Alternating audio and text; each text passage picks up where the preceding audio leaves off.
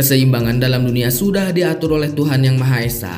Keseimbangan juga telah menjadi sebuah kebutuhan bagi seluruh makhluk yang ada di muka bumi, entah hewan, tumbuhan, ataupun manusia sekalipun. Simbiosis mutualisme atau sebuah rantai makanan diperlukan juga untuk mengembangkan atau memperbaiki ekosistem yang ada.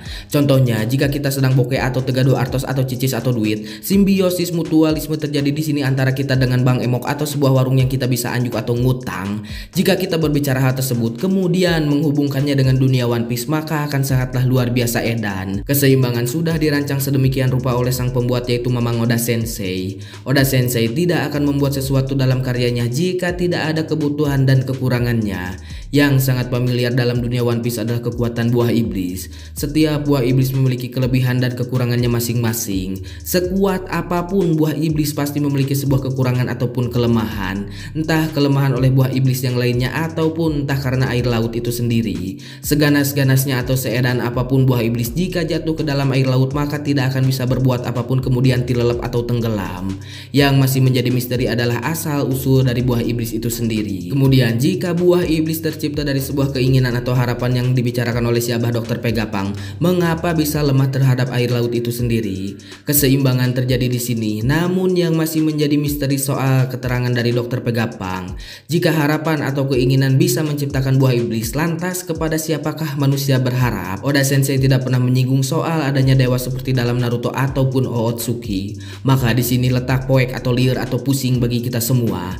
Konsep dewa hanya diperlihatkan di Skypiea saja. Namun sebenarnya mereka hanya manusia biasa yang memiliki sayap atau ras tertentu. Layaknya suku Ming yang berada di Wano kemudian melihat bulan purnama maka akan menjadi mode sulong. Selain itu, bagaimana juga kekuatan mendengarkan segala jenis suara terjadi dan hanya kepada orang-orang tertentu saja. Dunia One Piece sangatlah luas untuk kita jelajahi. Sebenarnya jika Oda Sensei menjelaskan semua ini maka akan ada jawaban ataupun alasannya. Namun jika dijelaskan satu persatu maka akan menghabiskan banyak waktu untuk Oda Sensei. Kemudian cerita utama akan tersingkirkan oleh penjelasan-penjelasan atau plot hole.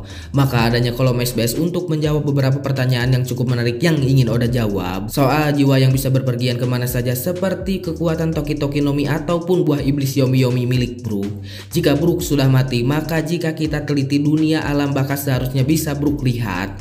Dunia One Piece juga memiliki sebuah dimensi yang berbeda. Ketika kita menonton One Piece Movie Red, di sana ada kekuatan Uta-Uta no Mi. Kekuatan ini menciptakan sebuah ilusi dalam mimpi yang tercipta dari Uta itu sendiri, layaknya Mugen Tsukuyomi dalam Naruto. Konsep ini bisa saja terjadi dalam bentuk apapun. Selain itu, dimensi lain seperti kekuatan dari Bluno yang bisa berpergian kemanapun menggunakan buah iblisnya cukup berbahaya. Ketika Bluno pergi ke dunianya, di sana ada dimensi yang berbeda dengan kenyataan yang sedang terjadi. Mungkinkah dunia One Piece di sini hanyalah sebuah dimensi yang diciptakan oleh Imu Sama? Merennya eta oge. Kita semua belum tahu pasti, tetapi hal tersebut bisa saja terjadi. Jika konsep dimensi Imu Sama memanglah benar, maka di sini menjawab mengapa Imu Sama sudah berusia ratusan tahun sejak zaman kerajaan kuno. Yang sebenarnya usia Imu Sama dalam dunia nyata hanyalah puluhan tahun saja. Kemudian jika benar hanya sebuah ilusi atau dimensi yang diciptakan, maka Luffy di sini hanya manusia fiksi yang berada dalam dimensi Imu Sama. Sangat sulit masuk akal dan sepertinya tidak akan terjadi karena tidak mungkin bahwa Oda Sensei membuat cerita ini hanyalah hayalan dan Luffy beserta kawan-kawan tidak pernah ada di dunia nyata.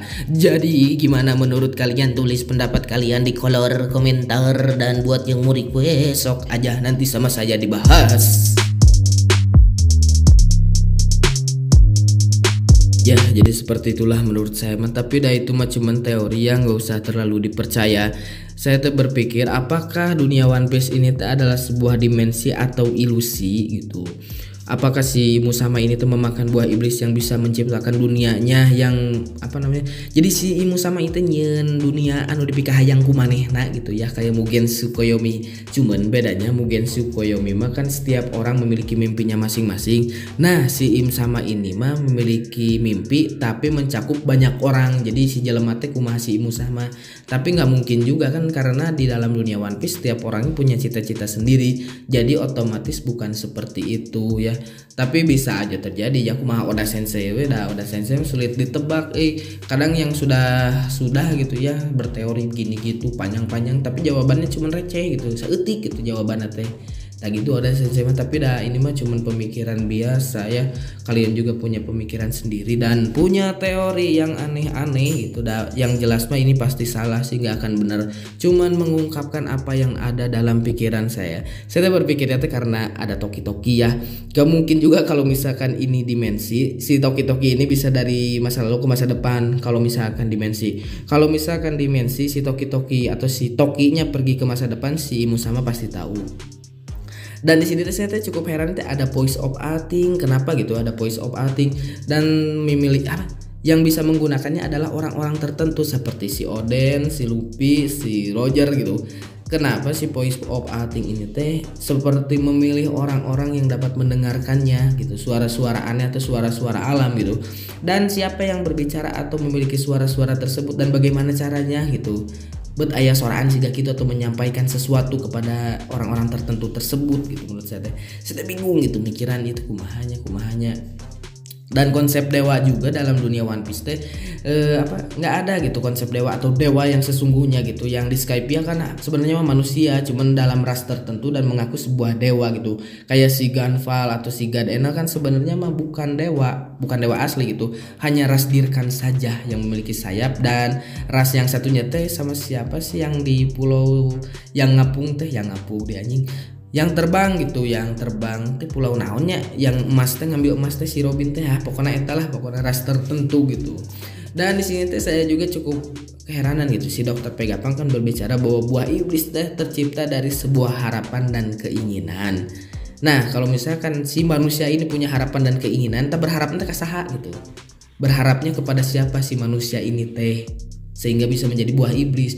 Dan kenapa juga kalau harapan buatan dewa lemah terhadap lautan, apakah dewa mengutuk lautan atau membuat counter dari sebuah buah iblis adalah lautan meren. Tapi di sini asa nggak mungkin ya, bukan Dragon Ball. Kalau Dragon Ball mah perdewaan, pertuhanan gitu. Kalau One Piece kan enggak gitu. Pasti ada jawaban tertentu, apakah dari teknologi kerajaan kuno atau bukan, atau dari teknologi kerajaan kuno menciptakan buah iblis terus ya buah iblisnya kebanyakan dan ada buah iblis yang satu yang kuat seperti Hitohitonomi untuk mengcounter buah iblis yang lainnya bisa. Tapi saya cukup penasaran di sini yang satu One Piece naon, yang kedua adalah kenapa buah iblis bisa tercipta dan bisa lemah terhadap lautan. Dan lautan juga disebut sama Dr. Vegapunk adalah Mother of Nature atau ibunda alam. Nah kalau ibunda alam lantas daratan disebut apa, bapana alam atau gimana gitu. Dan ada pohon Adam dan Hawa juga. Saya di sini apakah Oda Sensei mengambil referensi dari sini atau gimana? Apakah dari buah Woody ya? Kalau setahu saya buah Woody, tapi katanya bukan buah buah buah terlarang. Apakah Oda Sensei mengambil referensi dari hal tersebut atau enggak? Ya membuat kita semua liar dan pusing, ngahuleng tarik mikiran iya di kamari. Saya pingin ngobrolin soal ini. Nah ini mah channel bukan channel yang so tahu, tapi channel ngobrol. Jadi kalau kalian punya pendapat atau pemikiran, tulis aja di kolom komentar. Ya siapa tahu ada yang tahu jawabannya dan bisa menjawab semuanya ya.